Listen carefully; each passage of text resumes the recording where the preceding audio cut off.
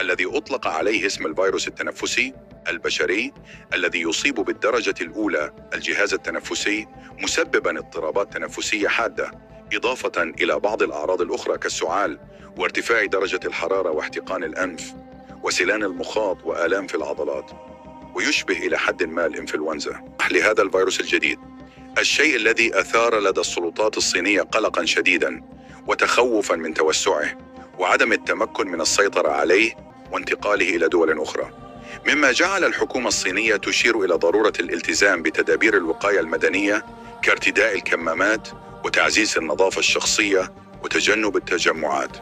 تدابير تأتي مرة أخرى بعد مرور 5 سنوات على انتهاء جائحة كورونا التي أودت بحياة عدد كبير من المواطنين في العالم.